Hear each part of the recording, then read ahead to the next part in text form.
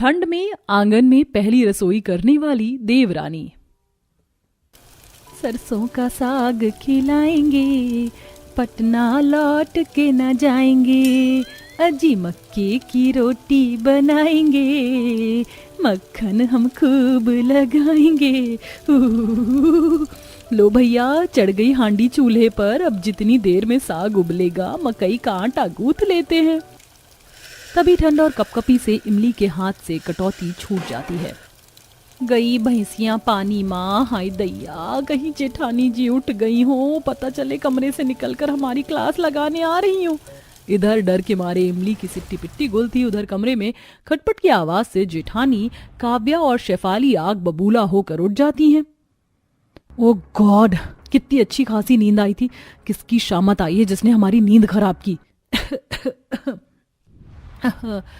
ये कमरे के अंदर इतना धुआं धुआं कैसे आ रहा है, जाके देखती हूँ। कपकपाते हुए शेफाली और काव्या आंगन में आती हैं, जहाँ ठंडी ठंडी हवाएं चल रही हैं और आंगन में घना कुहासा छाया था और देवरानी खुले आंगन में खाना बना रही थी। हे भगवान, ये सिरफिरी देवरानी कभी नहीं सुधरने वाली। कितना भी समझा लो इसे समझाना और भैंस के आगे बीन बजाना एक बराबर है। इस देवरानी ने तो नाक में दम कर दिया है। देखो, ठंड से दांत बज रहे हैं, फिर भी लगी पड़ी है खुले आंगन में खाना बनाने में।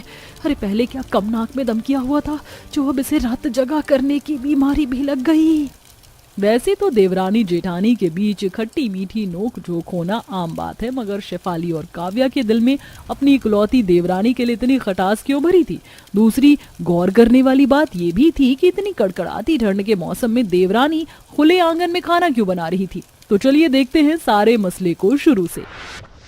तो चलिए शुरुआत आलोकनाथ निवास की रसोई से करते हैं। शेफाली, और पराठे तैयार कर दिए हों तो दे दो, सब लोग और मांग रहे हैं। हे भगवान, बस यही चीज मुझे बुरी लगती है, ससुराल वाले सर पर चढ़ जाते हैं। एक तो ये आलू मूली के पराठे बनाना मुझे मुसीबत लगती है। लो ये बनाओ, मसाला भरो और बेलने के पराठे फट जाते हैं। अरे बड़की पोता बहू, अरे क्या कर रही है? चूल्हे पर पराठा बनाने में तुझको इतना वक्त लग रहा है? इतनी देर में तो मैं चूल्हे पर भी 1 दर्जन पराठा बना लेती। एक तो ये ददिया सास की भाषणबाजी खत्म नहीं होती।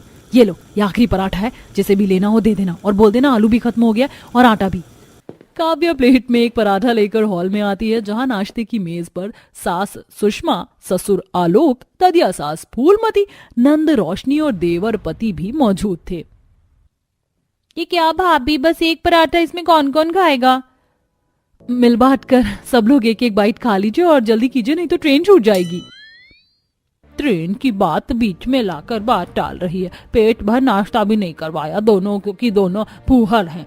वो तो मैं हूँ इस घर में जो दोनों की हेकड़ी निकली रहती है, वरना ठंड में रोज रोज होटल से खाना मंगवाया जाए, रजाई जो नहीं छोड़ा जाता। ये दादी जी बाल की खाल निकालती हैं। दादी माँ, हम दोनों ने सोचा इतने घंटे ट्रेन का सफर तय करके जाना है ना, इसलिए हल्का फुल्का ही नाश्ता करवाया जाए। आप लोग भारी भरकम खा लेते हैं तो बैठे बैठे बदहजमी हो जाती। आलोकनाथ जी का परिवार हर तरह से संपन्न थे, किसी चीज की कमी घटी नहीं थी, लेकिन आलीशान घराना और खास करके किचन हर तरह की फैसिलिटी से भरा हुआ था। फिर भी खाना बनाने में दोनों बहुएं सादा खाना बनाने के अलावा पकवान बनाने में आनाकानी करती थी। पूरा परिवार ट्रेन से शादी में बनारस आते हैं। सालों बाद गांव देखा है, कितनी तरोताजगी भरी शुद्ध हवा है यहाँ। चलो आओ बच्चों, अंदर आओ। जैसे ही पूरे परिवार वाले अंदर आते हैं तो इमली उन सबको ठंडी ठंडी लस्सी थमाती है। आइए आइए, आप सभी का स्वागत है, ये लीजिए ठंडी ठंडी लस्सी पीजिए मलाई मार के। जैसे ही दोनों जेठानी लस्सी में घी देखती हैं तो नखरे चालू कर देती हैं। इतनी कड़कड़ाती ठंड में लस्सी कौन पीता है, और इसमें तो कितनी मलाई है, इससे फैट बनता है। अरे ये शहरी बकैती छोड़िए और एक सांस में गटक जाइए। भैंस के गाढ़े दूध की बनी लस्सी है, एकदम गर्माहट आ जाएगी। अरे पी लो बहुओं, गांव के खान पान में ताकत होती है। जी पापा जी। हो गॉड काव्या, अगर वेलकम ग्लास का साइज इतना है तो क्या होगा लंच डिनर में। ऐसे ही रात ढलती है। 3-4 औरतें खुले आंगन में इमली के साथ खाना बनाती हैं। इमली का चुलबुला मिजाज देखकर शुभम उसे पसंद करता है, जिससे दोनों भाभियां खफा हो जाती हैं। सासू माँ, ससुर जी, देवर जी, हम दोनों मानते हैं कि इमली अच्छी लड़की है, लेकिन है तो वो गांव की और हम शहर के। वो हमारे तौर तरीके में कैसे घुलेगी मिलेगी? तुम दोनों ज्यादा चप्पड़ चप्पड़ मत करो, अब तो इमली ही मेरी तीसरी पोता बहू बनेगी। इस तरह इमली देवरानी बनकर ससुराल आती है। पहली रसोई की रस्म में दोनों जेठानी उसे किचन में लाती हैं और टॉन्ट मारती हैं। चलो प्यारी प्यारी इमली जी, वैसे तो अभी तक तुमने खुले आंगन में खाना बनाया है, लेकिन आज से तुम्हें हाई फाई क्लास किचन के अंदर खाना बनाना है। बिल्कुल नहीं जेठानी जी, ये किचन कम कैद खाना ज्यादा है। यहाँ खाना बनाने में मर्दम घुट जाएगा। हम तो खुले आंगन में खाना बनाएंगे, वो भी मिट्टी के चूल्हे पर। देवरानी जी, तुम थोड़ी दिमाग से पैदल हो क्या? बाहर का तापमान देखा है कितनी ठंड है। एकदम खुला मौसम है, खाना तो आंगन में बनेगा। इस किचन में धुआं पास होने के लिए चिमनी खिड़की कुछ भी नहीं है।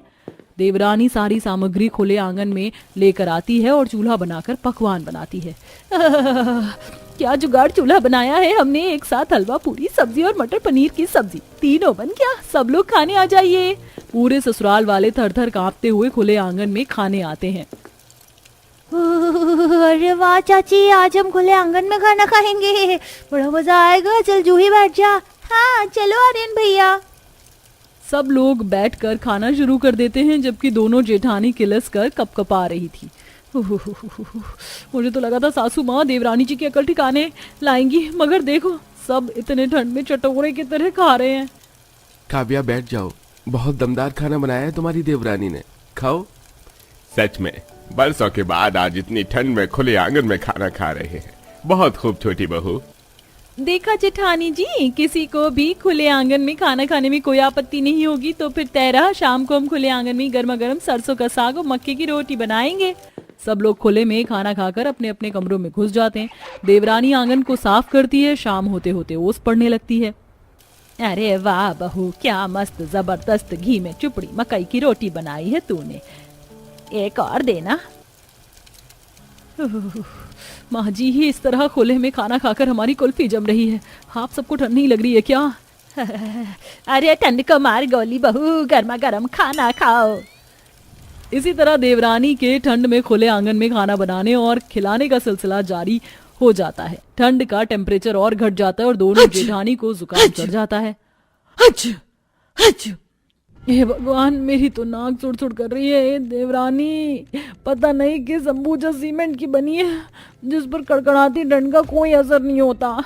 दोनों जेठानी कंबल ओढ़कर बाहर आती हैं, जहां ससुराल वाले स्नोफॉल में खाना खा रहे थे, जिससे दोनों की और ज्यादा तबीयत खराब हो जाती है। हे भगवान, दर्द से मेरा तो सर फटा जा रहा है। बाम लगा के सो जाती हूँ और सुबह जो हो जाए। मैं खुले में ना नाश्ता करूंगी ना डिनर। उसी रात इमली की नींद रात 2 बजे खुल जाती है। उसका ध्यान घड़ी की सुई पर अटकी थी। तड़के सुबह के 4 बजते ही वह आंगन में आती है, जहां सफेद रुई सा कोहरा छाया था।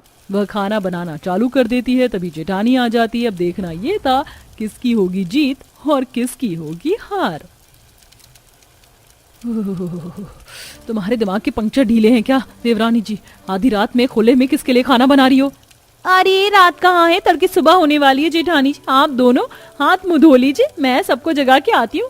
इतने में ठंड से थरथर कांपते हुए शेफाली चक्कर खाकर गिर जाती है। पूरे ससुराल वाले बाहर निकल आते हैं। आधी रात को इमरजेंसी में डॉक्टर को बुलाया जाता है। देखिए, इन्हें ठंड ने जकड़ लिया है और आपके घर के बच्चे भी सर्दी जुकाम से सुड़-सुड़ कर रहे हैं। आप लोग ठंड को हल्के में मत लीजिए और घर में रहिए। खुले में बिना काम के मत निकलिएगा। गरम माहौल देखकर इमली कुछ नहीं बोलती, पर काव्या देवरानी पर सारी भड़ास निकाल देती है। मिल गया तुम्हें चैन सुकून देवरानी जी, जाओ अब जाकर खुले आंगन में दावत करो। जेठानी जी, हमें मालूम नहीं था कि ऐसा होगा, मगर हम ठहरे देसी, ये मॉडर्न चूल्हा मिक्सर हमें नहीं चलाना आता। आप दोनों हमारा मजाक उड़ाती, इसलिए हम खुले में खाना बना रहे थे। इमली के पहलू को सुनकर काव्या उसे समझाती है। ठीक है, मैं तुम्हें हर तकनीक इस्तेमाल करना सिखाऊंगी और अगर तुम्हें शौक हो तो तुम खुले आंगन में खाना बना सकती हो, मगर जब दोपहर में धूप खिलेगी केवल तब। सुबह शाम के टाइम का खाना हम दोनों जेठानी मिलकर देख लेंगे। अंत में देवरानी जेठानियां मिलकर रसोई को कुशलतापूर्वक चलाती हैं। अरे माँ जी, कितना लेट हो गया है हमें अपॉइंटमेंट के लिए, आप चलती क्यों नहीं हो? हाँ हाँ बहू, हम चल रहे हैं, बस तुम्हारी जरूरत का कुछ सामान ले रही थी। सरस्वती और निशा अपने घर से बाहर आती हैं। उनके पास बहुत महंगी गाड़ी होती है जिसमें वो बैठने जा रही होती हैं कि तभी अचानक से निशा की नजर उसकी जेठानी के ऊपर पड़ती है जो ठंड में कांप रही थी और वो भी उसी की तरह गर्भवती होती है। अरे जेठानी जी, क्या हुआ? ई रिक्शा का इंतजार कर रही हो क्या? हाँ देवरानी जी, मैं ई रिक्शा का इंतजार कर रही हूँ, लेकिन यहाँ कोई ई रिक्शा आ ही नहीं रही है। ये सुनते ही निशा हंसने लगती है। शायद ई रिक्शा वालों को पता होगा कि आपके पास पैसे नहीं होंगे, ये लोग को चिल्लर दे देती हूँ। ऐसा बोलकर निशा अपने पर्स से कुछ सिक्के निकालकर जेठानी के हाथ में रख देती है। जेठानी जी, अब तो आपका ई रिक्शा आ ही जाएगा, चलो हम चलते हैं, मुझे भी चेकअप के लिए लेट हो रहा है। इस तरह देवरानी अपनी सास के साथ गाड़ी में बैठकर चेकअप के लिए निकल जाती है और बेचारी राधा ठंड में कांपते हुए ई रिक्शा का इंतजार करती रहती है। आप लोग भी सोच रहे होंगे, जहां सास की 2 बहू हैं तो उनमें से एक के साथ इतने अच्छे से रह रही है और दूसरी इतनी गरीबी से क्यों जूझ रही है। चलिए ये जानने के लिए कहानी में थोड़ा पीछे चलते हैं। माँ जी, अरे माँ जी कहाँ हो आप? आपको सुनाई नहीं देता है क्या? उम्र के साथ आपके कान भी खराब होते जा रहे हैं। तभी सरस्वती फौरन रसोई से अपनी बहू की आवाज सुनकर उनके पास आती है। बहू क्या हुआ? तुमने मुझे आवाज लगाई क्या? अरे कहाँ हो आप? आपको मेरी भूख का कुछ दिखाई देता है या नहीं? कब से भूखी हूँ मैं, खाने को दोगी या नहीं? बहू, मैं तो तुम्हारे लिए ही रसोई में खाना पका रही थी, बस थोड़ा सा समय दो, अभी लेकर आती हूँ गर्मा गर्म खाना तुम्हारे लिए। एक काम करो, जाने से पहले मेरे कमरे का हीटर चलाते हुए जाना, आपके आने से कमरे में ठंडक आ गई है। निशा के कहने पर सरस्वती हीटर ऑन कर देती है और रसोई में चली जाती है जहां वो कांपते हुए खाना बना रही होती है। ना आज मैंने इतनी बड़ी गलती की होती और ना आज मेरे साथ ये सब हो रहा होता। जहां सरस्वती अपनी की हुई गलती को लेकर पछता रही होती है, उधर उसकी बड़ी बहू ठंड में गर्भवती हालत में घर के काम कर रही होती है। वो बहुत ठंड लग रही है, ऊपर से इतना ठंडा पानी है कि कोई काम ही नहीं कर पा रही हूँ। सरस्वती जब बाहर आकर अपनी गरीब बहू की ये हालत देखती है तो उसे बहुत दुख होता है। बहू, ये ठंड का कहर तुम्हारे पर भी बरस रहा है और ये सब मेरी ही गलती है। छोटी बहू के कान भरने की वजह से मैंने तुम्हें घर से निकाल दिया। मुझे तुम्हारे साथ ऐसा नहीं करना चाहिए था। कोई बात नहीं माँ जी, जो होना था सो हो गया। अब तो सब कुछ छोटी बहू के नाम हो गया है। मैं चाहकर भी तुम्हारा हक तुम्हें नहीं दे सकती। माँ जी, मैं ऐसे भी अपना गुजारा कर सकती हूँ, बस आप अपना ख्याल रखिए, मैं अपना और अपने होने वाले बच्चे का ख्याल रख लूंगी। राधा की आवाज सुनकर सरस्वती अपने घर में चली जाती है, लेकिन यहाँ राधा को ठंड में चटाई पर बिना रजाई के सोने की वजह से ठंड लग जाती है। राधा, तुम्हें तो बहुत तेज बुखार है, मेरे पास तो इतने पैसे भी नहीं है कि मैं तुम्हें दवाई दिलवा कर ला सकूं। समझ नहीं आ रहा ये परेशानियां कब खत्म होंगी। विक्रम बहुत उदास होता है। वो रात भर ठंडे पानी की गीली पट्टी राधा के माथे पर लगाकर उसका बुखार उतारता है और अपने सारे कपड़े राधा को उड़ा देता है। वो ठंड का सामना करते हुए अपने जीवन को किसी तरह जीने की कोशिश कर रहे होते हैं, तो इधर निशा को किसी चीज की कमी ही नहीं होती। माँ जी, काजू बादाम लेकर मैंने रख दिए हैं और खाया भी। अब गर्मा गर्म गाजर का हलवा बना दीजिए आज। ठीक है, बना देती हूँ। निशा को जो भी खाने का मन होता है वो सरस्वती से कहकर बनवा लेती है। ऐसे ही समय बीतता रहता है और अब डिलीवरी से कुछ समय पहले ही दोनों बहू डॉक्टर के पास चेकअप के लिए जाती हैं। एक प्राइवेट हॉस्पिटल में, दूसरी सरकारी में, एक कार से जाती है तो दूसरी ठंड में ई रिक्शा करके। हाय राम, कोई मेरी मदद करो, मुझे बहुत दर्द हो रहा है। राधा को लेबर पेन शुरू हो जाता है और इस वक्त अचानक से निशा को भी लेबर पेन शुरू हो जाता है, जिसके चलते अंकुश और सरस्वती निशा को कार में बिठाकर हॉस्पिटल ले जाते हैं। इधर राधा ठंड से बिलख रही होती है। विक्रम किसी तरह उसे सरकारी अस्पताल लेकर जाता है। दोनों ही बहू स्वस्थ बच्चों को जन्म देती हैं। मुबारक हो, आपको लड़का पैदा हुआ है। Congratulations, your baby is good and healthy. दोनों ही बहू अपने बच्चों को लेकर खुश होती हैं और 2 दिन बाद अस्पताल से घर आ जाती हैं। अब जहां राधा ठंड में अपने बच्चों को बहुत अच्छे से ख्याल रखती है, तो वहीं निशा अपने बच्चों की देखरेख के लिए एक मेड लगवा देती है। सुनील जी, हम तो ठंड को बर्दाश्त कर लेते हैं, लेकिन हमारे बच्चे को ये ठंड बर्दाश्त नहीं होगी। बच्चों का जो कंबल आता है, कुछ पैसे हो तो एक कंबल ही लेकर आ जाइए। जो मैं कमाता हूँ घर में ही लग जाता है, लेकिन मैं कोशिश करूंगा। विक्रम किसी तरह मेहनत करके पैसे जोड़ता है और अपने बच्चों के लिए एक छोटा सा कंबल लेकर आता है। लेकिन फिर भी राधा की वजह से उसके बच्चे को ठंड लग जाती है, क्योंकि ठंड में कांपती हुई राधा उसे अपना दूध पिलाती थी, जिससे उसके बच्चे को बहुत ठंड लग गई। देखो ना जी, हमारे बच्चे को ठंड लग गई है। अगर हमने इसका इलाज नहीं करवाया तो इसकी हालत खराब हो जाएगी। तुम चिंता मत करो, मैं किसी से मदद मांगता हूँ। ठंड में कांपता हुआ विक्रम बिल के अपने दोस्तों से मदद मांगने जाता है, लेकिन कोई उसकी मदद ही नहीं करता। एक बाप होकर मैं अपने बच्चे की देखभाल भी नहीं कर सकता, आखिर मैं करूँ तो करूँ क्या? भैया चिंता मत करो, ये लो पैसे और मुन्ना को दवाई दिला दो। विक्रम अपने छोटे भाई से पैसे लेकर अपने बच्चे को दवाई दिलाता है और इधर निशा के बच्चे को मेड की आदत हो जाती है, जिसकी वजह से वो अपनी माँ के पास भी नहीं आता। मैं अपने बच्चे के लिए इतना कुछ लेकर आती हूँ, इतने महंगे महंगे स्वेटर लेकर आती हूँ, लेकिन मेरा बच्चा मेरे पास ही आने में रो रहा है। कोई बात नहीं मैडम, मुन्ना को मैं संभालती हूँ, लाओ आपका लाया हुआ स्वेटर मैं पहना देती हूँ। मेड बच्चे को इस तरह संभालती है कि बच्चा उसके पास रोता ही नहीं है। लेकिन कुछ ही दिनों में मौका देखते ही वो मेड बच्चे को चोरी करके भाग जाती है और फोन पर निशा को धमकी देने लगती है। अगर मुझे 5 करोड़ नहीं दिए तूने तो तेरे बच्चे को मारकर कहाँ फेंकूंगी तो भी नहीं सोच सकती। नहीं नहीं, ऐसा मत करना, मैं तुम्हारे हाथ जोड़ती हूँ, मेरे बच्चे को वापस लौटा दो। मैं इतनी अमीर नहीं हूँ कि तुम्हें इतने पैसे दे सकूं, लेकिन मैं कोशिश करूंगी। बहू तुम चिंता मत करो, सब ठीक हो जाएगा। तभी वहां राधा ये सब जाकर सुन लेती है। ये तुम कैसी बातें कर रही हो? मुन्ना चोरी हो गया है? हाँ बहू, मुन्ना चोरी हो गया है। राधा निशा को गले लगाकर सहानुभूति देती है। वो उससे उसकी मदद करने के लिए कहती है। चिंता मत करो, मैं हूँ तुम्हारे साथ, कुछ नहीं होगा मुन्ना को। उस मेड से एड्रेस मांग लो। बताए हुए एड्रेस पर देवरानी जेठानी पहुंच जाती है, जहां जेठानी तो छुप जाती है, लेकिन देवरानी मेड के सामने जाती है। एक बैग होता है जिसमें बहुत सारे पैसे होते हैं। मैं तुम्हारे पैसे लेकर आई हूँ, मुझे मेरा बच्चा वापस दे दो। बैग यहाँ छोड़ दो और तुम चली जाओ, चली जाओ, नहीं तो बच्चे को अभी मार दूंगी। इतने में पीछे से राधा उसे दबोच लेती है। निशा तुरंत अपने बच्चे को अपने हाथ में ले लेती है। पुलिस भी सही समय पर पहुंच जाती है, क्योंकि राधा ने पहले ही पुलिस को एक तलाक दे दी थी।